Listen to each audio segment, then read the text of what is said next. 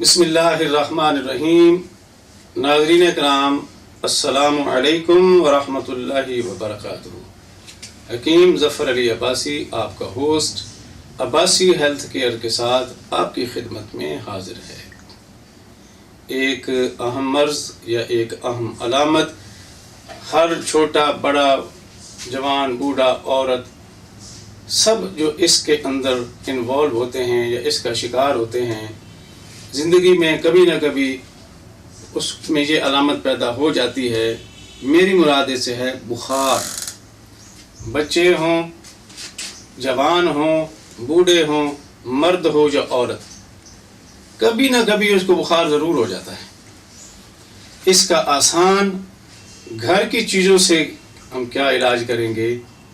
बुखार में परेशानी हो जाती है, तलखी होती है, प्यास बहुत ज़्यादा लगती है, जिस्म का टेम्परेचर, जिस्म का दर्जा हरारत बढ़ जाता है, बाज़ औक़ात वॉमिटिंग भी होने लगती है, किसी बुखार में सर्दी भी लगने लगती है, बाज़ में घबराहट होती है, बाज़ में हाथ पाँव जलते भी हैं। बुखार की मुख्तलिफ़ किस्में हैं, लेकिन जो ज़्यादातर बुखार होता है, आज मैं जिस बुखार की बात कर रहा हूँ वो आम होने वाला बुखार है, जो थकावट के साथ बुखार हो सकता है या मौसम की तब्दीली के साथ बुखार हो सकता है।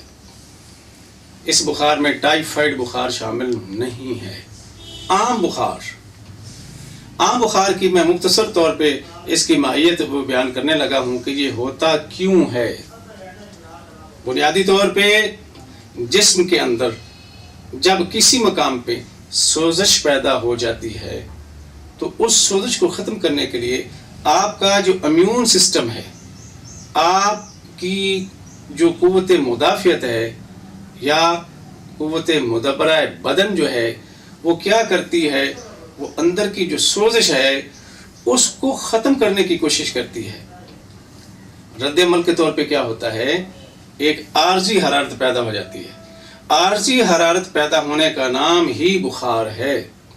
वो आर्जी हरारत कब पैदा होती है कि उस वक्त पैदा होती है जब आपके जिस्म की असली हरारत कम हो जाती है।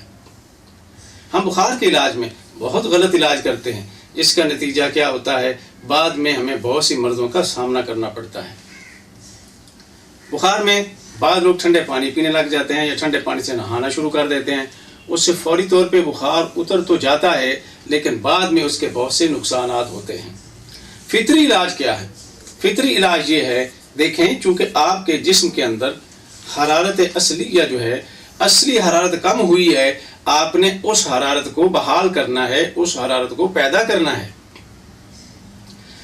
दूसरी तरफ आ जाएं कि वो जो अंदर सोजिश है, जो आपके अंदर सोजिश किसी भी मकाम पे पैदा हो गई, आपकी कुव्वत मुदाफ़ियत उसको ख़त्म कर रही है। आपने अब इस कुव्वत को जो है ताकत देनी है, इसकी मुआवनत करनी है। इसलिए दानिश्वर कहते हैं कि तमाम फितरी तरीक़ा है इलाज तबीयत की मुआवनत का नाम है। ये तबीयत क्या है? आपकी कुव्वत मुदाफ़ियत ही तो है जो अंदर मर्ज़ को ख़त्म कर रही है, मर्ज़ का मुकाबला कर रही है। एक दाना हकीम जो है, एक हाज़िक हकीम जो है, एक समझदार जो मुआलिज है, वो क्या करता है, उसी तबीयत की मुआवनत करता है, उसके काम में दखल नहीं देता। वो फौरी तौर पर बुखार उतारता नहीं है, बल्कि असली हरारत जो है उसको बहाल करने की कोशिश करता है। तो ये मुख्तसर सी मैंने माहियत बयान की। इंशाल्लाह हम डिटेल के साथ इस पर एक वीडियो अलग से बनाएंगे। तो अब आपने इलाज किस तरह से करना है। ये मौजूदा मौसम में बहुत से लोगों को, बच्चों को, बड़ों को, छोटों को, सबको जो है वो बुखार हो रहा है। आपने बुखार में करना क्या है? सबसे पहले तो आपने अपना माहौल गर्म रखना है। अपने कपड़े जो है इसको गर्म रखें, जुराबें पहनें, कपड़े थोड़े से मोटे कर लें, एसी से दूर हो जाएं, रूम कूलर से दूर हो जाएं, आम हल्के पंखे में आ जाएं। अगर आपको सर्दी लग रही हो तो पंखा बंद भी कर सकते हैं, कंबल भी ले सकते हैं आप अपने ऊपर।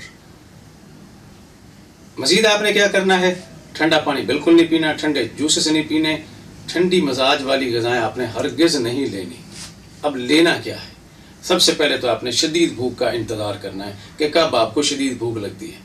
ये बात याद रखें कि बग़ैर भूख खाई जाने वाली ग़िज़ा ना तो वो हज़म होती है, ना ही उसका साले खून बनता है। वो हज़म नहीं होगी, उसमें फर्मेंटेशन पैदा होगा, उसमें ख़मीर पैदा होगा।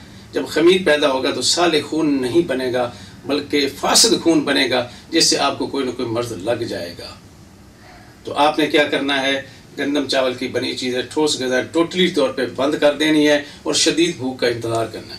شدید بھوک پہ کھائی جانے والی غذا ہضم ہو جاتی ہے، بغیر بھوک کھائی جانے والی غذا ہضم ہرگز نہیں ہوتی.